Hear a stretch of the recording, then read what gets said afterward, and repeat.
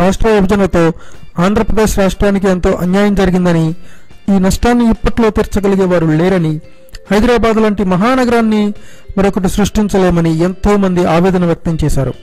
కానీ కాలం ఎప్పుడూ ఒకేలా ఉండదని, కష్టాల్లో ఉన్న వారిని ఎల్లప్పుడూ ఆదుకుంటుందని మరోసారి రుజువైంది.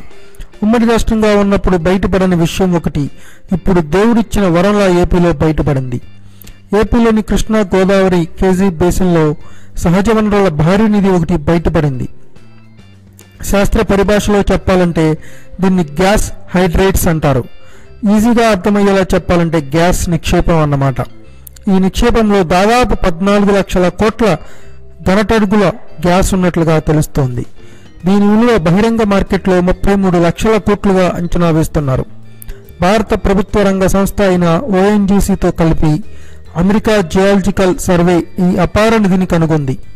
ఈ గ్యాస్ హైడ్రేట్లు పలు ప్రాంతాల్లో ఉన్నట్లు గుర్తించినా అవి ఏ రూపంలో ఉన్నాయి, వాటిని వెలికి తీయడం సాధ్యమా అనే విషయాలపై ఇరు సంస్థలు పరిశోధనలు జరుపుతున్నారు. రిలయన్స్ గ్యాస్ ఇండస్ట్రీస్ 2002లో కనుగొన్న అతి భారీ గ్యాస్ క్షేత్రంలో పేర్కొన్న గ్యాస్ కంటే కూడా తాజాగా కనుగొన్న కేజీ బేసిన్ గ్యాస్ హైడ్రేట్లు 10 రెట్లు అధికంగా ఉన్నట్లు చెబుతున్నారు. ఏపీ అభివృద్ధికి తాజాగా కనుగొన్న గ్యాస్ హైడ్రేట్స్ ఎంతో కొంత సాయం చేస్తాయనడంలో సందేహం లేదని చెప్పాలి.